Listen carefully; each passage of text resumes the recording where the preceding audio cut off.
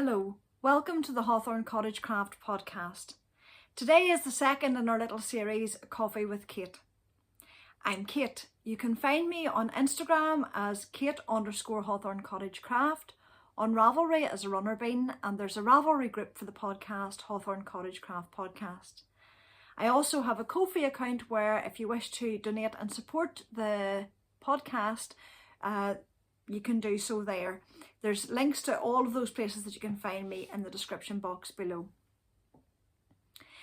You're very welcome here. If you're new to the podcast, you're most welcome. It's lovely to see you. And if you're a returning viewer, welcome back. Either way, I hope you've got your cuppa and you can join me today as we chitter about my world of knitting and wool and the things that I get up to. Before I do go into that, I want to say thank you so much for the response to the first of the series when I talked about knitting needles that I use and went through the different pros and cons of the sets that I have.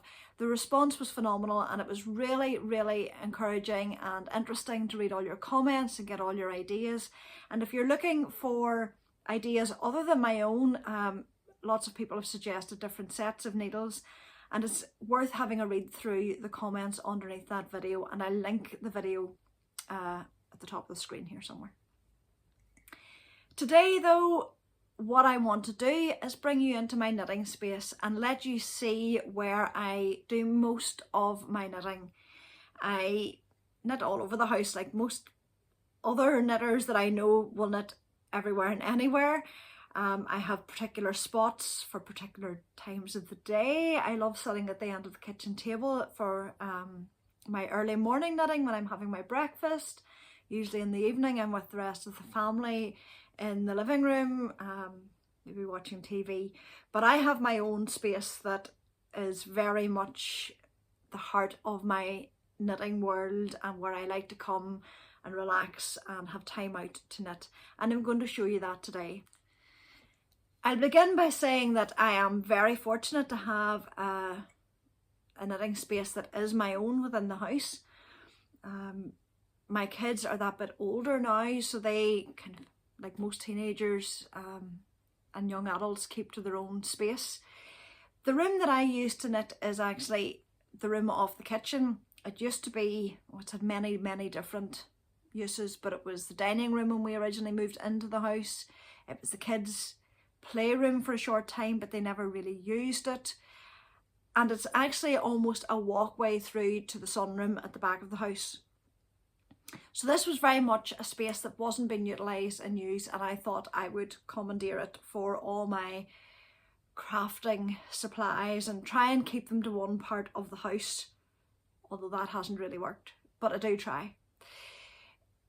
The room it's a fairly good sized room, but it has very little natural light apart from there are glass doors that bring you into the sunroom, and that's the only natural light.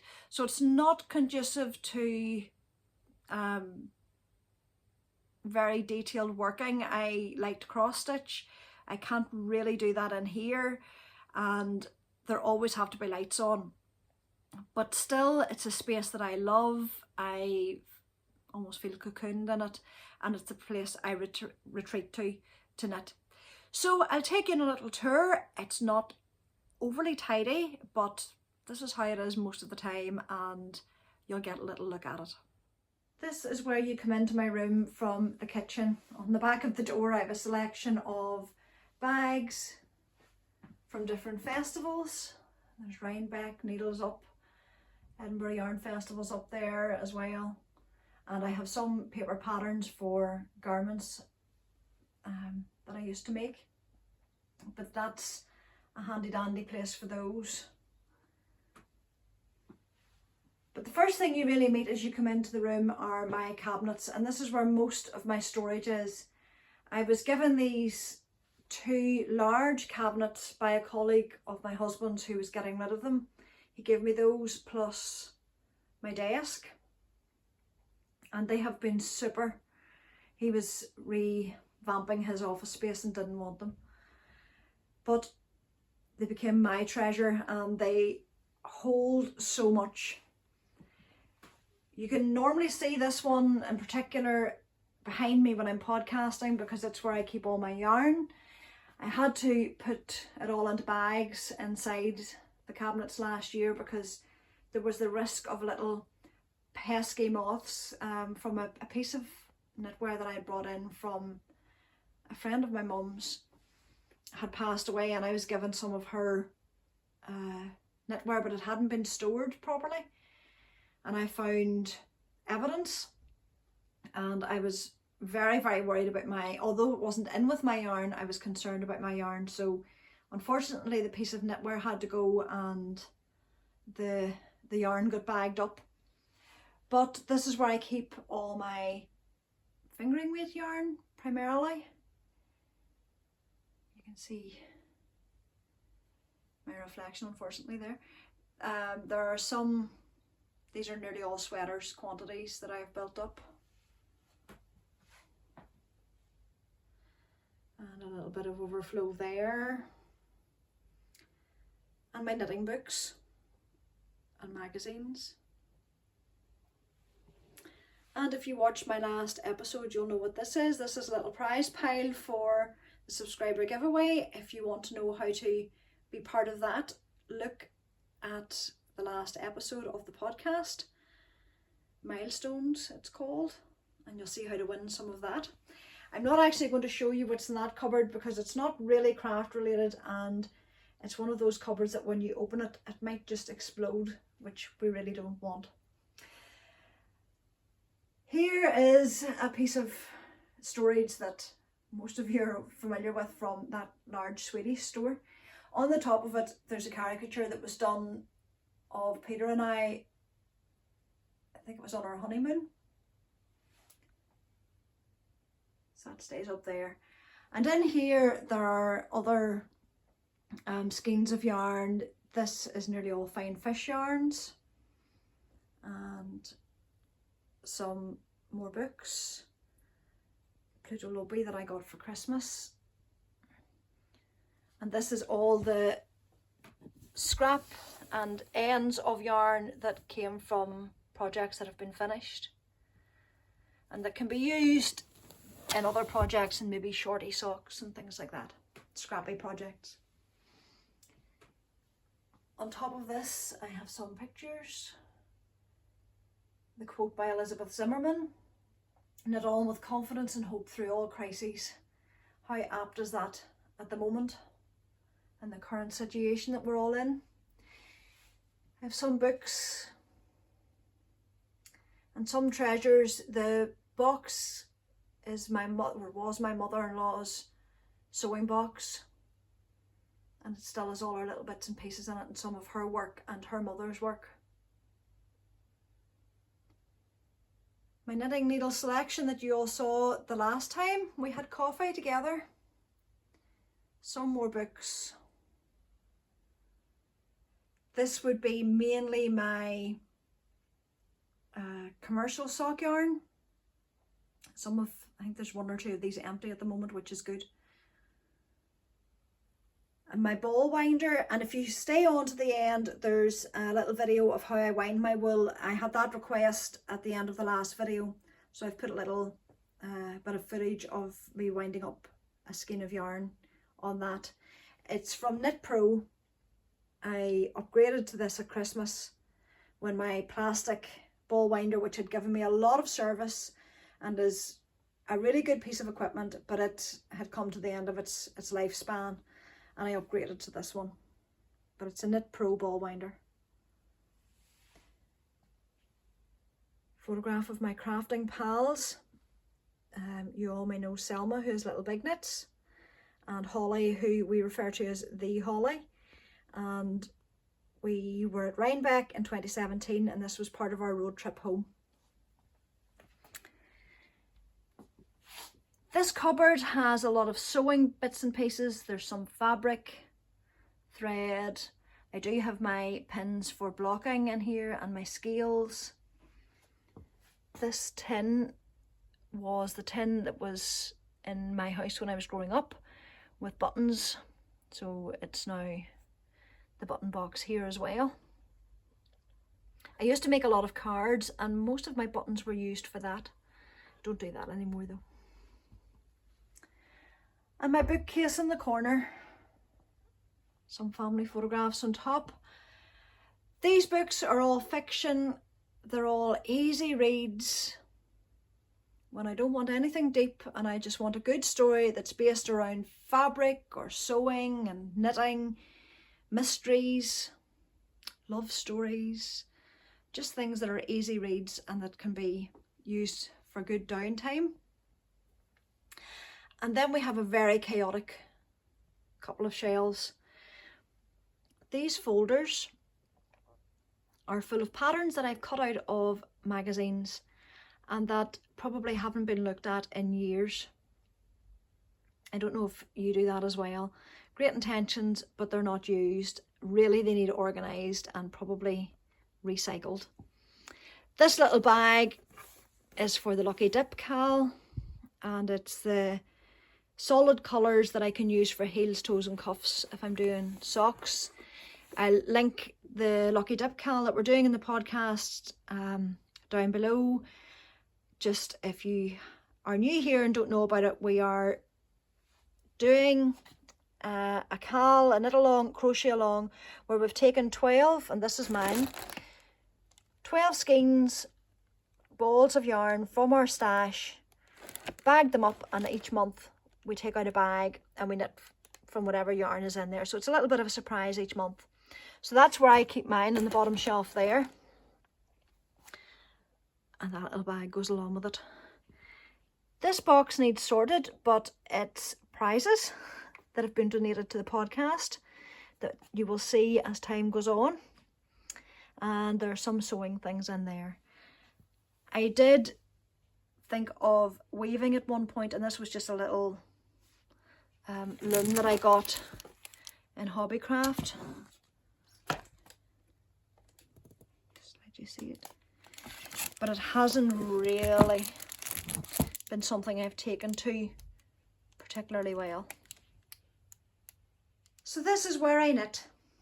This sofa was here when the kids had this as a playroom, and it stayed. I just recovered it and it's got a new lease of life. So this is where I would come to when I want to have a quiet time knitting. Nobody else really uses this room. As I said, it was a walk-through, usually into here, more so in the summer than now because this sunroom is quite cold at this time of year, particularly on a day like today. I use it a lot in the summer because it's brighter and I can do work that I can't really do in detail in here. But my knitting space, I have a blanket that I can throw over myself if I want to. I have some treasures on the wall. My sock blockers are from Patricia, who is P4 Chain Knitography Farm on the interwebs. You can find her on Instagram. She produces beautiful pieces of wood work for sock blockers, mitten blockers, Selby mitten blockers, stitch markers, and she also has a flock of sheep and produces beautiful wool from that. I have some knitting pictures and treasures. This is obviously not knitting, but I spent 4 weeks in New Orleans in 1996 and it has a special place in my heart, so that goes wherever I go. I got this beautiful print at Rhinebeck. There's glare. And my little felted sheep that I got at Yarn Folk Festival of Wool.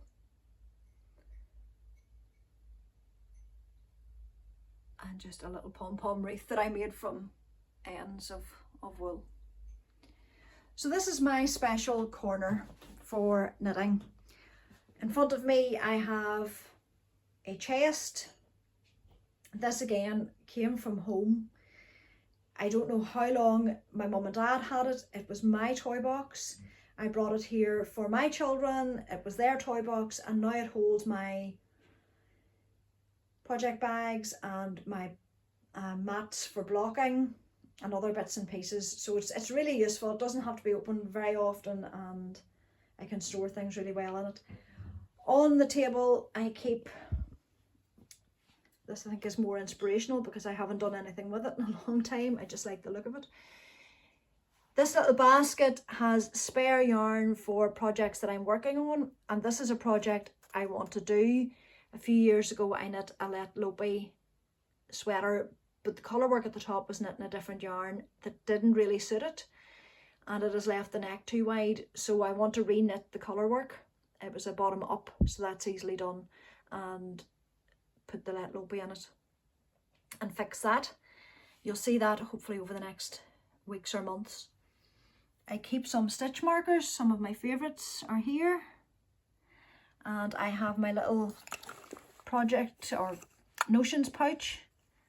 These are Maker's Merch, Hey Brownberry and Celtic Cast On. The little pouch was from Catching Beg, and I picked it up at Edinburgh Yarn Festival a number of years ago. In it I keep a little reminder for my Kitchener stitch, because sometimes I forget the setup. Some post-it notes from the Passionate Spinner, a tape measure, cables if I want to hold some stitches. There's hand balm, lip balm. There's some needles for weaving in ends. There's a needle gauge. I think there's some mints in there. I keep a crochet hook for catching those stitches that sometimes are a bit pesky and drop off. So I keep, oh, that's the other thing I keep in there, is a little piece of yarn on a bobbin that is used as waste yarn if I need to put it in for afterthought heels, or if I need to hold stitches as well. I can use that, and I replenish that every so often, obviously, when it gets used. This corner has my mannequin, which is meant to be for sewing, but I do so little sewing these days that it houses and holds up this beautiful shawl that is a Carol Feller design. I link the name of it below because I can't remember what the pattern eventually was released as. It was the pattern that was used for Yarn Folk Festival of Wool in its first year, and I test knit the pattern, but it has been republished under a different name. And as I said, I'll link that or put the name of it across the screen here for you. But it's a Carol Feller design. This is my favourite side of the room. I like looking over at this. I have my computer, and in underneath I keep stationery. I also have my overlocker tucked away in here. There are some sewing projects in here that very rarely see the light of day, but occasionally I'll take the head staggers and decide to sew. And I have my Swift here for winding up my yarn. The little boxes, one of them is for sewing, and it contains all the notions and gadgets I need if I'm sewing, bobbins, etc. And the other one has some knitting bits and pieces that I might need if I'm sitting at the desk. Again, stitch holders, if I can remember which one's which. Right, that's a sewing one.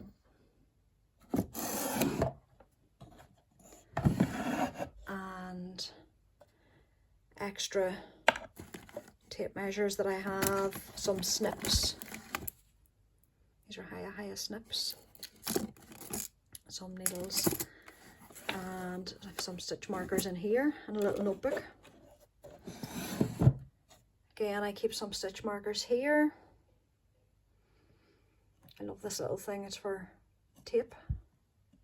And my washi tape has sheep on it, of course. Unfortunately, because this is a dark room, any plants that you see in here are all artificial because they just won't grow or survive otherwise. And this is just a shelf of pretty things that I like. Some cards I've received. A little model of a Singer sewing machine. And up here, two of my favourite mugs. They stay here because they're special. I don't want anybody else using them. As soon as I use them, I wash them and put them back. So this is a Jenny the Potter mug. And this is a Remembrances Pottery mug. And I love this sweater one. I love both of them. But I really love my sweater weather mug. Piece that I made just with the family initial. Myself and Amy.